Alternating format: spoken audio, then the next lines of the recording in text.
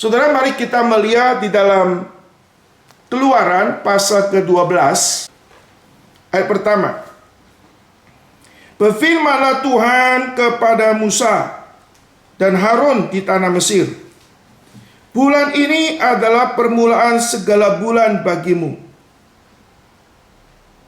Itu akan menjadi bulan pertama bagi tiap-tiap tahun. Katakanlah kepada segenap jemaat Israel, pada tanggal 10 bulan ini diambillah oleh masing-masing seekor anak domba. Menurut kaum keluarga, seekor anak domba untuk tiap-tiap rumah tangga. Dari ayat 1 sampai ayat yang ke-15. Tetapi jika rumah tangga itu terlalu kecil jumlahnya untuk mengambil seekor anak domba, maka ia bersama-sama dengan tetangganya yang terdekat ke rumahnya haruslah mengambil seekor, menurut jumlah jiwa. Tentang anak domba itu, kamu buatlah perkiraan menurut keperluan tiap-tiap orang. Anak dombamu itu harus jantan, tidak bersela, berumur setahun. Kamu boleh ambil domba atau kambing. Kamu harus mengurungnya sampai hari yang ke-14 bulan ini. Lalu seluruh jemaah Israel yang berkumpul harus menyembelihnya pada waktu senja. Kemudian dari darahnya haruslah diambil sedikit dan dibubuhkannya pada tiang pintu dan ambang atas pada rumah-rumah di mana orang memakannya. Dagingnya harus dimakan mereka pada waktu malam itu juga. Dan dipanggang mereka harus makan dengan roti yang tidak beragi serta sayur pahit. Janganlah kamu memakan mentah atau direbus dengan air. Hanya dipanggang di api, lengkap dengan kepalanya, betisnya, dan isi perutnya. Janganlah kamu tinggalkan apa-apa dari daging itu sampai pagi. Apa yang tinggal sampai pagi, kamu bakarlah habis dengan api. Dan beginilah kamu memakannya. Pinggangmu berikat kasut pada kakimu dan tongkat di tanganmu. Buru-burulah kamu memakannya. Itulah Paskah bagi Tuhan. Sebab pada malam ini, aku akan menjalani tanah Mesir, dan semua anak sulung dari anak manusia sampai anak binatang akan kubunuh, dan kepada semua Allah di Mesir akan kujatuhkan hukuman. Akulah Tuhan. Dan darah itu menjadi tanda bagimu pada rumah-rumah di mana kamu tinggal. Apabila aku melihat darah itu, maka aku akan lewat daripada kamu. Jadi tidak akan ada tulah kemusta di tengah-tengah kamu apabila aku menghukum tanah Mesir. Hari ini akan menjadi peringatan bagimu. Kamu harus merayakannya sebagai hari raya bagi Tuhan turun-temurun. Kamu harus memakannya sebagai ketetapan untuk selamanya. Kamu makanlah roti pada hari pertama. Kamu makanlah roti yang tidak beragi 7 hari lamanya. Dan pada hari pertama pun kamu buanglah segeragi dari rumahmu. Sebab setiap orang yang makan sesuatu yang beragi dari hari pertama sampai hari ke-7, orang itu harus dilenyapkan dari antara Israel. Saudara, kita melihat bagaimana Tuhan bekerja secara proses di dalam sejarah, khususnya di dalam sejarah pembebasan bangsa Israel. Tuhan lewat suatu proses, proses dengan adanya tulah-tulah, di mana Allah menyatakan diri kepada orang Mesir, bahwa Allah itu melampaui Allah-Allah yang disembah orang Mesir. Di sini kita melihat juga di mana Allah bekerja lewat satu proses.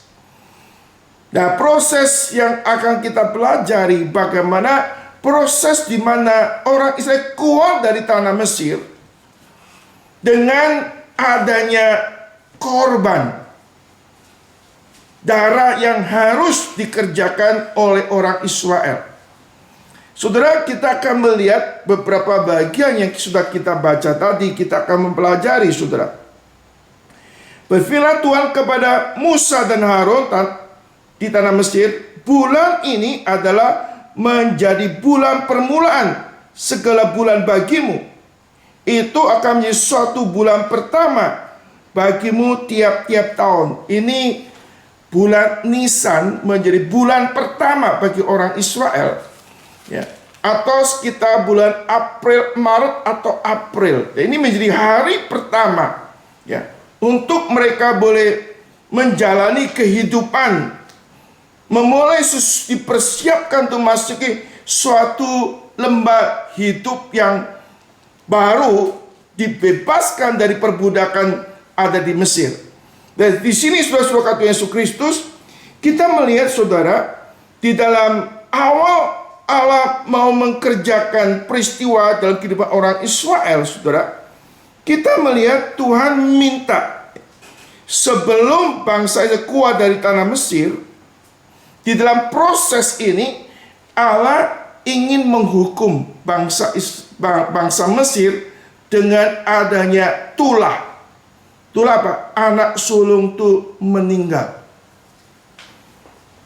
Ini tulah yang akan dikerjakan oleh Tuhan. Dan Tuhan memberikan sesuatu petunjuk bagi orang Israel, yaitu supaya mereka menyembelih domba atau kambing dan mengoleskan darah itu di tiang pintu daripada tiap-tiap rumah. Ini punya pengertian, saudara, bahwa tulah ini bisa menimpa juga kepada orang Israel.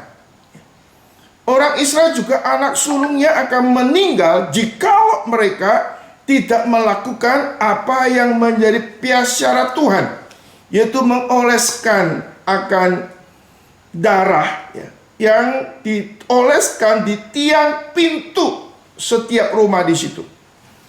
Jadi saudara, kalau yang lalu saudara kita melihat tulah-tulah itu ditujukan kepada orang Mesir, dan beberapa saudara kita melihat Allah mengkhususkan daerah orang Israel tidak mendapat kutukan, tidak mendapat tulah. Tapi kali ini saudara kita melihat bahwa tulah yang ke-10 ini saudara, ini juga akan bisa terjadi di dalam diri orang Israel jika orang Israel tidak melakukan apa yang menjadi prasyarat Tuhan, yaitu mereka harus mengoleskan darah di tiang pintu mereka masing-masing. Saudara, kita melihat peristiwa di mana ada darah yang dioleskan di tiang pintu menjadi persyarat supaya mereka bisa lepas daripada tulah yang akan Tuhan berikan kepada orang Mesir pada waktu itu. Ini ada istilah namanya Passover, dilewatkan daripada tulah itu asal ada namanya darah yang dioleskan, saudara. Dan ini ada sesuatu persyarat yang Tuhan mau, saudara. Dan kita melihat, saudara, bahwa Tuhan juga menetapkan adanya kriteria-kriteria atau peraturan-peraturan bagaimana mempersembahkan korban, saudara. Bagaimana melaksanakan hal itu. Maka di sini, saudara, Tuhan memberikan satu detail, ya. Maka di ayat ketiga dikatakan, katakanlah kepada segenap Israel pada tanggal ke-10 bulan ini, diambilnyalah oleh masing-masing seekor anak domba menurut kaum keluarga, seekor anak domba untuk tiap-tiap rumah tangga. Tetapi jika rumah tangga itu terlalu kecil jumlahnya untuk mengambil seekor anak domba, maka ia bersama-sama tetangga yang terdekat ke rumahnya harus mengambil seekor menurut jumlah jiwa. Tentang anak domba itu, kamu buatlah perkiraan menurut keperluan tiap-tiap orang. Ayat kelima dikatakan, anak domba itu harus jantan, tidak bercela, berumur setahun. Kamu boleh ambil kambing, domba atau kambing. Kamu harus mengurungnya sampai hari ke-14 bulan ini. Lalu seluruh Israel berkumpul harus menyembelinya pada waktu senja. Ini suatu instruksi Tuhan bagaimana mereka tuh melaksanakan apa yang ditetapkan Tuhan di dalam menjalankan sesuatu upacara yang Tuhan mau tetapkan kepada mereka. Jadi Tuhan ada detil-detil yang harus mereka kerjakan. Bahkan dikatakan adanya roti tidak beragi. Saudara, dan Tuhan berikan suatu konsekuensi juga. Kalau kamu ada ragi dalam hidup kamu, di dalam rumahmu, dia harus dibinasakan. Berarti saudara, kita melihat ada beberapa hal yang indah di sini, saudara. Allah menetapkan suatu hukum. Dan Allah itu adil. Siapa yang tidak mentaati hukum akan terima konsekuensinya. Aspek lain kita melihat, saudara, ada belas kasihan atau kemurahan hati Allah. Kalau orang menuruti hukum yang Tuhan tetapkan, maka di situ ada belas kasihan Tuhan untuk menghindarkan bangsa Israel daripada akibat, daripada mereka tidak taat kepada Tuhan. Saudara-saudara kata Yesus Kristus, kita melihat saudara bahwa Allah itu, sisi lain Allah itu adil. Tapi Allah itu juga Allah yang kasih. Kasih Allah dan keadilan Allah. Saudara, kalau kita melihat dua sisi ini, saudara, kalau kita hanya memandang kasih Allah saja, tapi kita tidak melihat keadilan Allah, maka kita akan merasakan kita kurang menghargai kasih Allah ini. Atau kita kurang melihat keagungan daripada kasih Allah.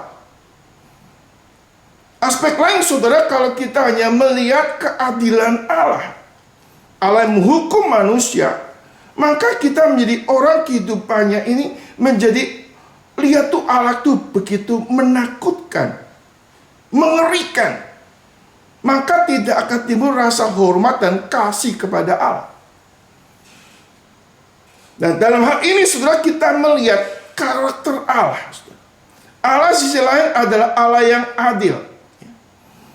Allah harus menghukum dosa. Allah harus menghukum kekerasan hati manusia yang tidak taat kepada Dia. Sisi lain, saudara, kita melihat ada belas kasihan Allah. Allah memberikan belas kasihan kepada orang Israel, khususnya, saudara, kita melihat belas kasihan Allah melepaskan orang Israel dari perbudakan di Mesir, sekaligus di sini melepaskan orang Israel daripada tulah anak sulung yang meninggal. Dan ini adalah sesuatu karakter Allah yang indah yang ingin Tuhan itu singkapkan di dalam kitab Keluaran ini.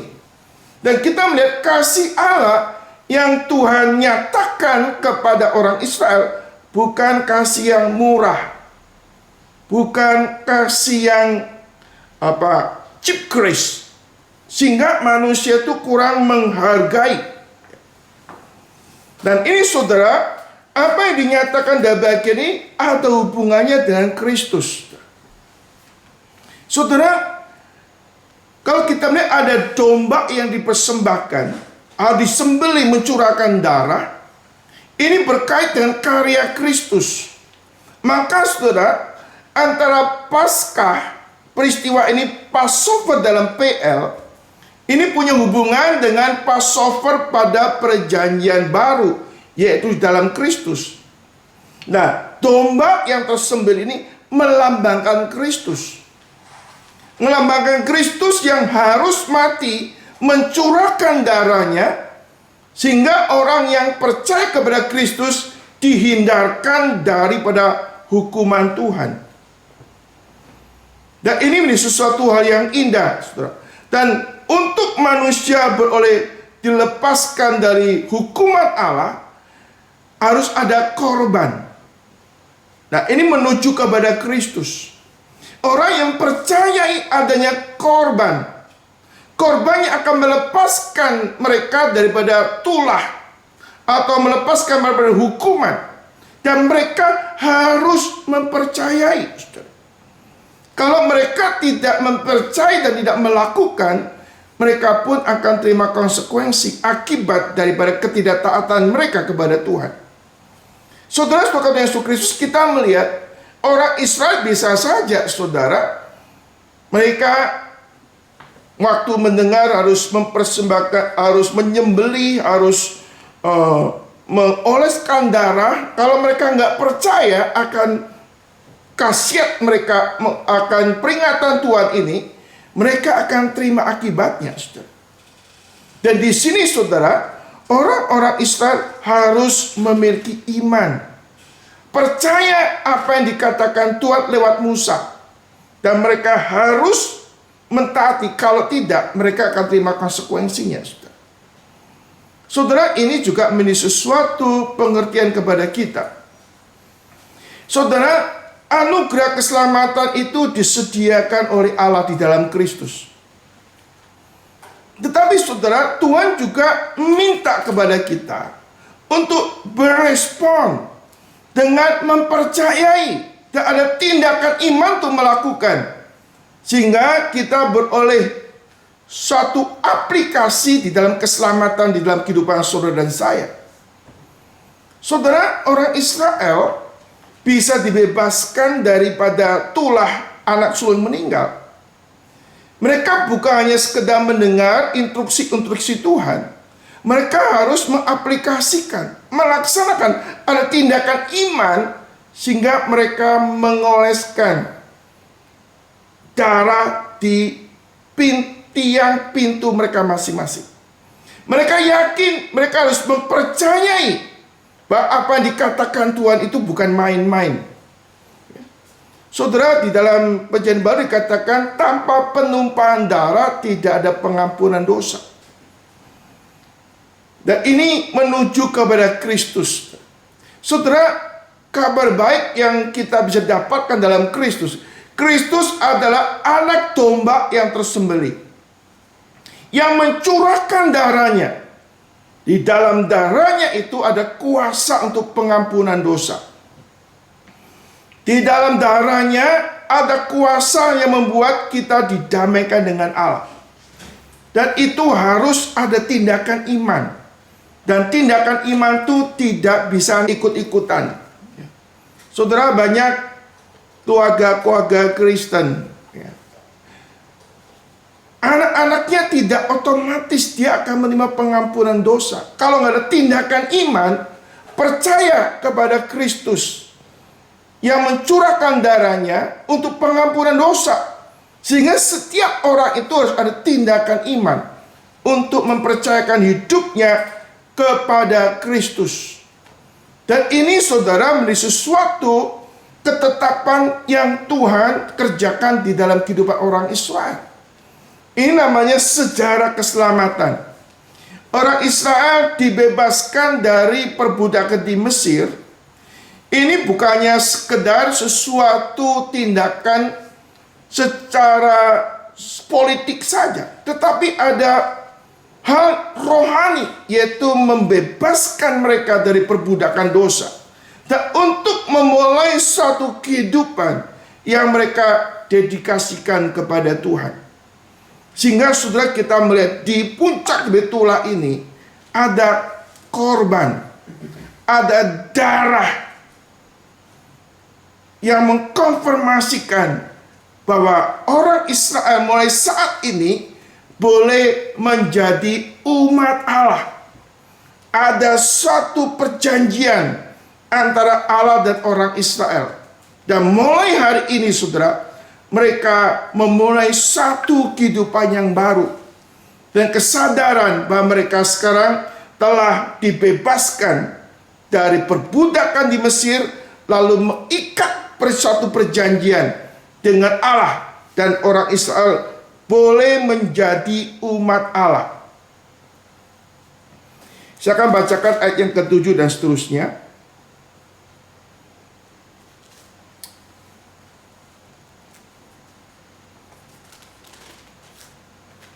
Kemudian daripada darah harus diambil sedikit, dibubuhkan pada tiang pintu dan ambang atas, pada rumah-rumah di mana orang memakannya.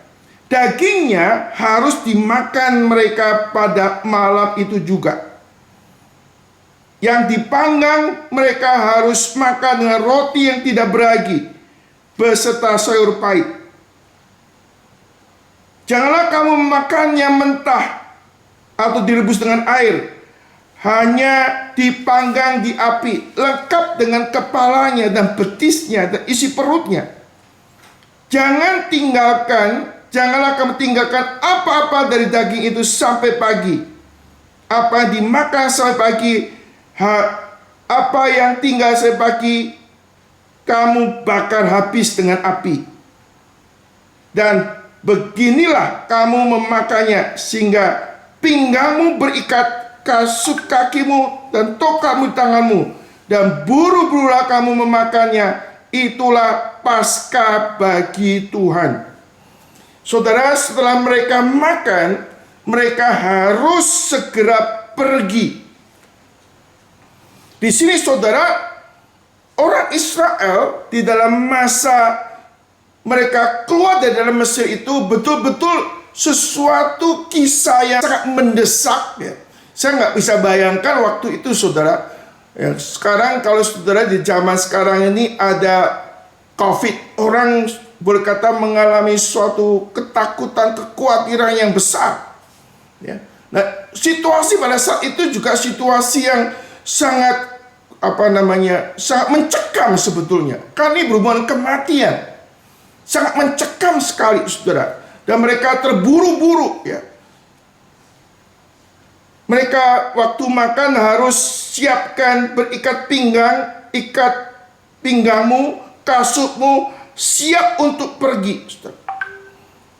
Jadi ini suatu peristiwa yang sebetulnya suatu peristiwa yang menegangkan pada saat itu.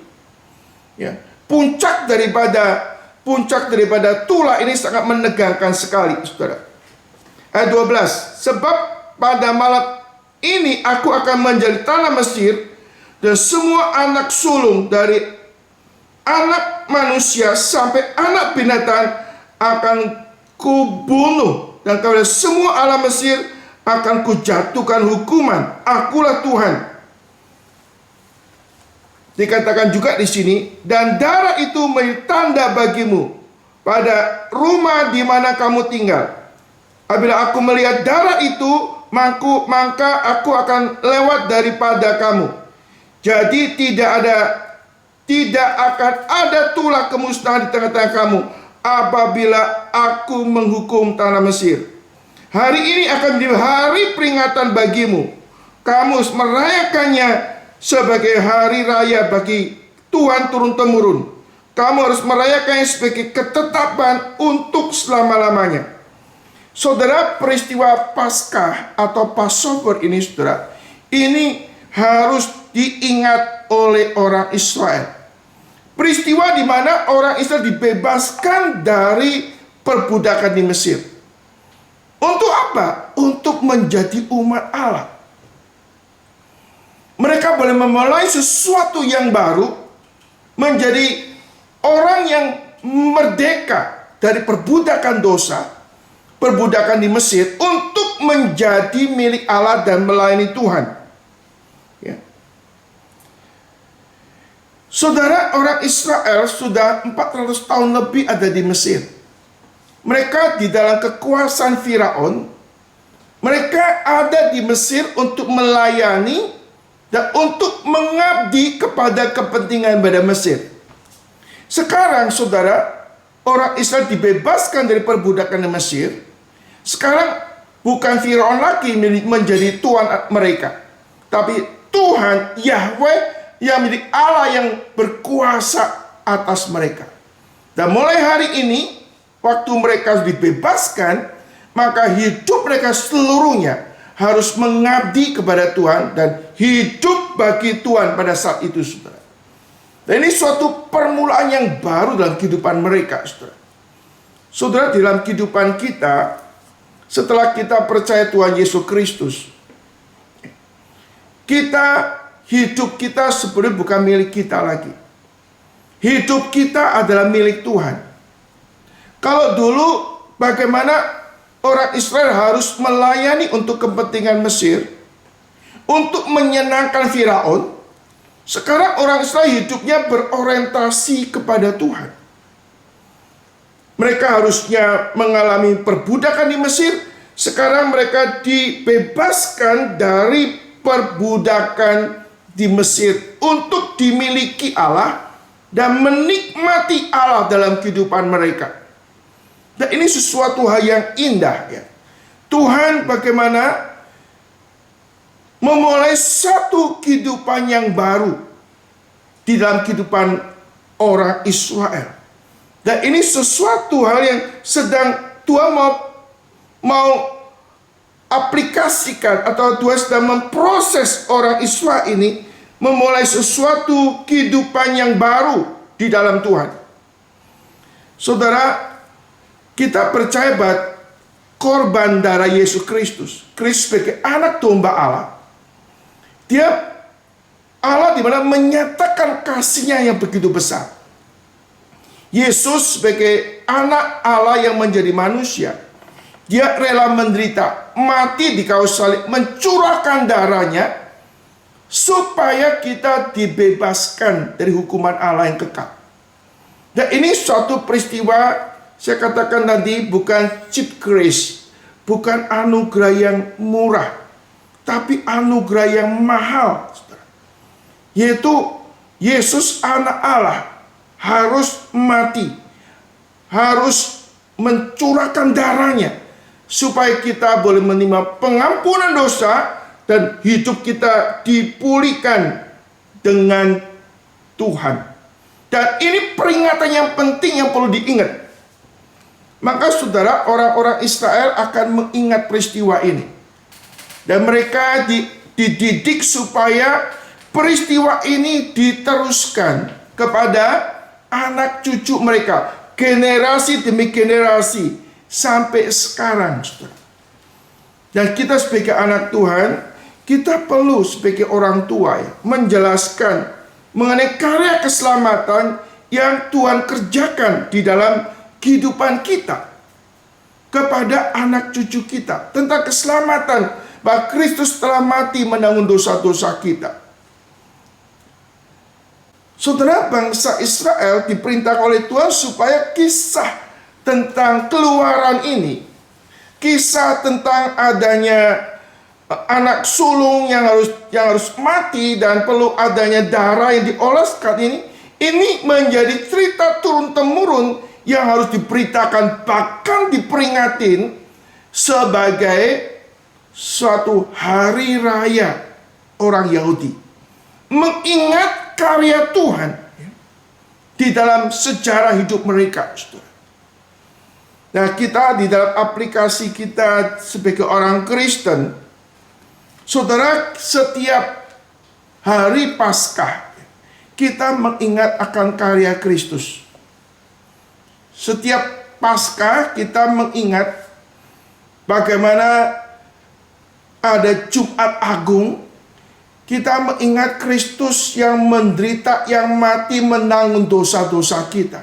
Dan ini suatu sakramen yang setiap tahun orang Kristen itu menjalankan. Ada Jumat Agung dan hari Paskah. Dan ini suatu penetapan Tuhan ya.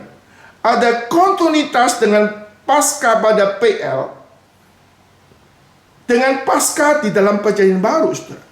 Kalau Paskah PL, saudara, itu mengandung suatu nilai keselamatan lewat binatang, maka pada waktu Paskah PB, korbannya itu bukan binatang lagi, tapi Kristus, anak domba Allah itu yang tersembelih Nah, itu harus diperingatin oleh orang Kristen setiap tahun. Tapi bukannya itu saja, saudara. Kita setiap bulan adanya perjamuan kudus. Itu juga kita diingatkan kembali akan karya Tuhan dalam kehidupan saudara dan saya. Dan ini bagian yang penting dalam kehidupan orang Kristen, mengingat akan karya Tuhan. Karya keselamatan Tuhan yang Tuhan berikan kepada setiap orang percaya, saudara. Nah, kita perlu mengingat sekaligus kita perlu membagikan kebenaran ini kepada anak-anak cucu kita, supaya mereka juga menerima secara pribadi keselamatan Tuhan berikan. Kembali, saudara, keselamatan itu sifatnya pribadi. Ya, kita keselamatan itu tidak bisa nebeng, saudara. Kita harus ambil keputusan pribadi. Maka kita perlu membawa anak-anak kita, ya, untuk mengenal karya Tuhan, sekaligus mereka juga harus belajar mempercayakan diri pada kebenaran Tuhan ini, menaruh iman terhadap apa yang Tuhan kerjakan di dalam kehidupannya. Saudara, saya akan lanjut ayat ke-16. Kamu adakanlah pertemuan kudus, baik pada hari pertama maupun pada hari ke-7. Pada hari-hari itu tidak boleh dilakukan pekerjaan apapun. Hanya apa yang perlu dimakan setiap orang, itu saja yang boleh kamu sediakan. Jadi kamu harus tetap merayakan hari raya makan roti yang tidak beragi. Sebab tepat pada hari itu juga aku akan membawa pasukan-pasukanmu keluar dari tanah Mesir. Maka haruslah kamu merayakan hari itu turun-temurun.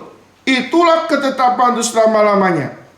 Dalam bulan pertama pada hari ke-14 itu, pada waktu petang, kamu makanlah roti yang tidak beragi sampai pada hari yang ke-21 bulan itu. Pada waktu petang, 7 hari lamanya tidak boleh ada ragi dalam rumahmu. Setiap orang yang makan sesuatu yang beragi, orang itu harus dilenyapkan dari antara jemaat Israel, baik orang asing, baik itu orang asli. Sesuatu apapun yang beragi tidak boleh kamu makan. Kamu makan roti tidak beragi di segala tempat kediamanmu. Saudara, ini mempunyai pengertian, saudara, bagaimana orang Israel itu tidak boleh makan roti tidak beragi, makan roti yang beragi. Ini mempunyai pengertian, saudara, satu kemurnian.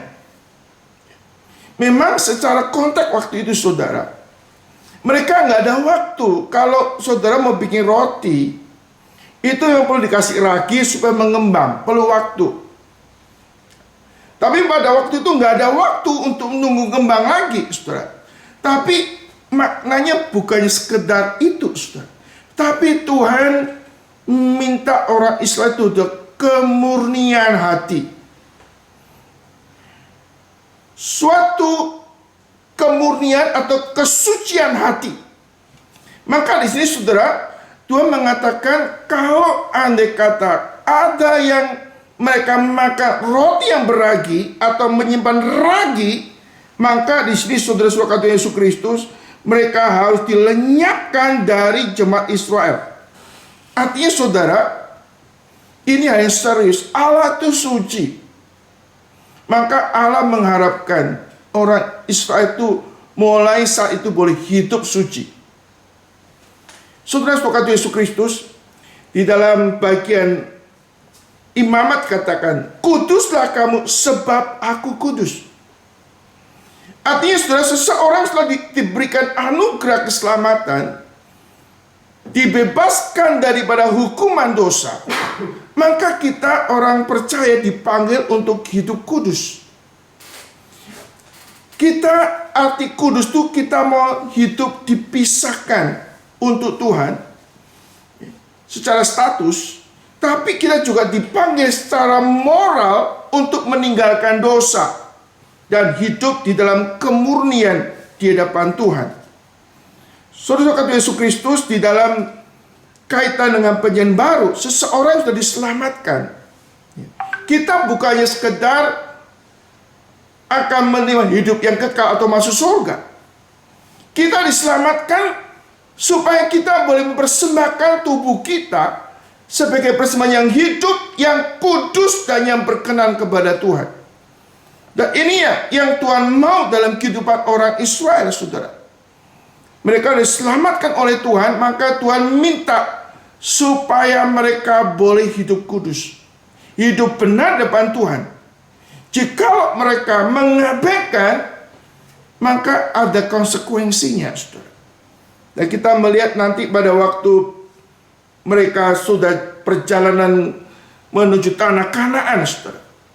Kita melihat, saudara, bangsa Israel itu akhirnya harus terima disiplin Tuhan. Mereka tidak menurut kepada Tuhan. Dan kita melihat angkatan pertama orang Israel keluar dari tanah Mesir. Mereka semua mati di padang gurun dan tidak pernah melihat tanah Kanaan kecuali Kaleb dan Yosua. Kenapa? Mereka tidak menghormati kekudusan Tuhan. Klimaks orang Israel waktu di padang gurun tuh, sebelum masuk tanah Kanaan, mereka membuat lembu emas, menyembahnya, dan akhirnya itu melanggar kekudusan Tuhan. Akibatnya mereka dihukum oleh Tuhan. Saudara Yesus Kristus, di dalam bagian ini, saudara, bukannya sekedar masalah tidak beragi, tapi ada unsur kemurnian hati. Tuhan minta kita boleh hidup di dalam kekudusan. Setelah diselamatkan, kita mau hidup kudus. Dan hidup kudus itu suatu, boleh kata suatu status, tapi juga suatu proses. Ya, saya akan bedakan antara status sama proses, saudara. Setiap orang yang diselamatkan oleh Tuhan, mereka punya status yang baru, yaitu sebagai orang kudus. Kenapa? Setiap orang Kristen yang bertobat percaya Tuhan Yesus, kekudusan Kristus dikenakan dalam hidup kita. Maka dalam pandangan Allah Bapa, kita disebut orang kudus. Disebut saint, status orang kudus.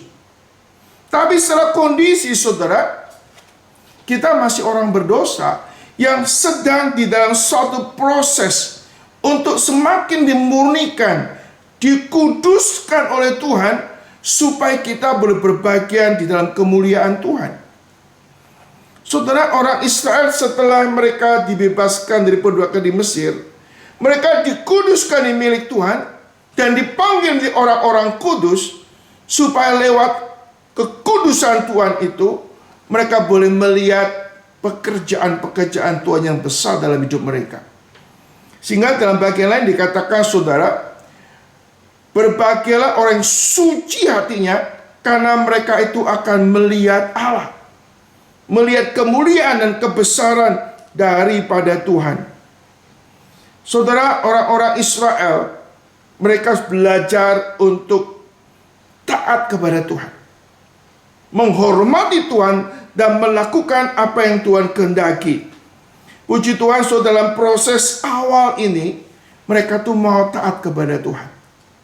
Mereka mau mengoleskan darah anak domba di tiang-tiang pintu rumah mereka. Dan mereka mau, ya, bagaimana makan roti tidak beragi. Mereka mau mentaati kehendak Tuhan. Sehingga sudah orang Israel pada saat itu dilepaskan daripada tulah, di mana anak sulung mereka dilepaskan dari hukuman Tuhan. Dan ini sesuatu hal yang historis, saudara. Betul-betul firman Tuhan dikatakan yang tidak menurut akan terima konsekuensinya. Yang taat terima anugerah belas kasihan Tuhan. Dan ini sesuatu yang diekspos oleh Tuhan. Allah bukannya nakut-nakutin. Kalau kamu tidak mengoleskan darah di pintu rumahmu, kamu tidak makan roti tidak beragi. Kalau itu hanya sekedar ancaman biasa, mereka menganggap sepi, mereka akan terima akibatnya, saudara. Tapi puji syukur kepada Tuhan, saudara. Pada saat itu orang-orang Israel mentaatin perintah Tuhan untuk bagaimana mereka mengoleskan darah di pintu-pintu rumah mereka. Mereka juga melakukan, mereka tidak makan roti yang beragi, sehingga mereka boleh diselamatkan dari situasi yang sangat mencekam pada waktu itu, saudara. Ayat 21 di sini. Lalu Musa memanggil semua tua-tua Israel serta kepada mereka, pergilah, ambillah kambing domba untuk kaummu, sembelihlah anak domba Paskah. Kemudian kamu harus mengambil seikat hisop dan mencelupkannya dalam darah yang ada dalam sebuah pasu. Darah itu harus kamu sapukan pada ambang atas dan pada kedua tiang pintu. Seorang pun dari kamu tidak boleh keluar pintu rumah sampai pagi. Dan Tuhan akan menjalani Mesir untuk menulahinya. Apabila ia melihat darah pada ambang atas dan pada kedua tiang pintu, maka Tuhan akan melewatkan pintu itu dan tidak membiarkan pemusnah masuk ke dalam rumahmu untuk menulai. Saudara, kalau kita gambarkan, saudara, ini kalau ada pintu ini kan ada kayu tempat listnya, ya. Sehingga darah itu dioleskan di tiang pintu di sini, tiang atasnya, ya. Saudara-saudara Yesus Kristus, sehingga mereka dibebaskan daripada tulah anak sulung yang meninggal ini. Saudara, kita melihat itu situasi yang sangat mencekam, tapi di dalamnya ada anugerah Tuhan. Ya. Di dalam ancaman yang begitu luar biasa menakutkan, tapi di belakang itu ada anugerah Tuhan bagi orang yang mempercayai Tuhan. Saudara, kita melihat, saudara, di dalam kehidupan orang Israel, hal yang menakutkan, di dalam hal yang menakutkan ini ada berkat Tuhan yang luar biasa. Mereka dihindarkan daripada anak sulung mereka meninggal, saudara. Ini ada suatu anugerah. Orang kalau dia tahu bahaya yang begitu besar, maka kurang menghargai satu pemberian Tuhan. Saudara, kita melihat ancaman maut, lalu manusia boleh selamat. Orang baru rasakan, wah, puji Tuhan, saudara. Orang Israel di tengah-tengah kondisi yang mencekam itu ada penghiburan yang besar, di mana mereka dilewatkan daripada tulah anak sulung yang meninggal, saudara. Berikutnya ayat 24. Kamu harus memegang ini sebagai ketetapan sampai selama-lamanya bagimu, bagi anak-anakmu. Dan apabila kamu tiba di negeri yang akan kuberikan kepadamu, seperti firman-Nya, maka kamu harus pelihara ibadah ini. Dan apabila anak-anakmu berkata, apakah arti ibadahmu ini? Maka haruslah kamu berkata, inilah korban Paskah bagi Tuhan, yang melewatkan rumah-rumah orang Israel di Mesir, ketika ia menulai orang Mesir, tetapi menyelamatkan rumah-rumah kita. Lalu berlututlah bangsa itu sujud menyembah, dan pergilah orang Israel lalu berbuat seperti yang diperintahkan Tuhan kepada Harun. Demikian diperbuat mereka. Saudara-saudara Yesus Kristus, ini sesuatu momen yang luar biasa yang perlu diingat dan diceritakan kepada anak cucu mereka. Kitab Keluaran ini ditulis oleh Musa. Ini ada 5 kitab Pentateuch. Tujuannya itu apa, saudara? Tujuannya menjadi bekal bagi orang Israel. Suatu kisah yang mereka alami, supaya kisah ini dibagikan kepada orang-orang lain, saudara. Khususnya untuk generasi yang tidak mengalami peristiwa yang besar dalam Passover ini, saudara. Yaitu mereka yang sudah satu generasi yang masuk tanah Kanaan. Orang yang masuk tanah Kanaan itu sebagai mereka tidak mengalami peristiwa Passover ini, saudara. Sehingga Musa rasa penting menuliskan kitab ini, atau Tuhan memakai Musa menuliskan kitab Keluaran ini untuk diceritakan kepada generasi yang akan datang yang tidak mengalami peristiwa ini, supaya mereka boleh mengingat peristiwa ini. Nah, ini yang perlu kita pahami dalam kehidupan saudara dan saya. Secara khusus, saudara, pertama, coba saudara ingat kembali kapan engkau diselamatkan Tuhan. Kapan engkau mengalami pertobatan? Kapan kita pertama kali terima Tuhan Yesus dalam kehidupan saudara sebagai juru selamat?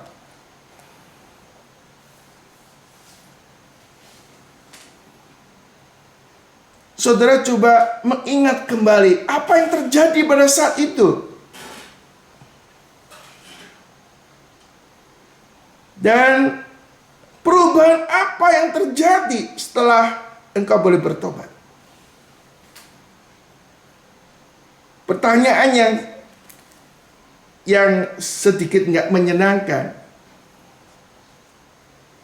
yaitu apakah engkau sudah mengalami atau belum? Ini pertanyaan kurang menyenangkan, bukan? Kau sudah tidak pernah mengalami pengalaman di mana Allah merubah kehidupan saudara, Allah menyelamatkan saudara, maka ada satu hal yang serius dalam kehidupan saudara. Setelah engkau diselamatkan Tuhan, perubahan apa yang terjadi dalam kehidupan saudara? Yang ketiga, apakah pengalaman keselamatan kita ini engkau pernah bagikan kepada keluargamu, sehingga keluargamu mengetahui apa yang Tuhan kerjakan dalam kehidupan saudara?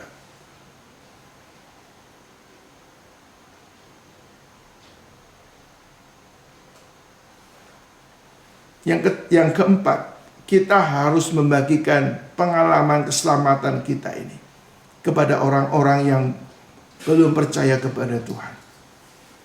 Karena ini bukan sekedar suatu informasi, sekedar suatu news, suatu kabar baik, kabar saja. Tapi ini menjadi good news bagi orang yang belum percaya kepada Tuhan. Saudara, orang yang tidak tahu dan percaya akan karya keselamatan dalam Tuhan, mereka akan binasa. Mereka akan mati dalam dosa. Dan Yesus satu-satunya juru selamat, dialah anak domba yang tersembelih, supaya manusia boleh diselamatkan dari murka dan hukuman Tuhan. Suatu kelak kita akan mati, orang-orang sekitar kita akan mati. Kalau mereka selama hidup tidak pernah tahu siapakah Tuhan Yesus, tidak pernah percaya kepada Tuhan Yesus, mereka akan binasa dalam dosa.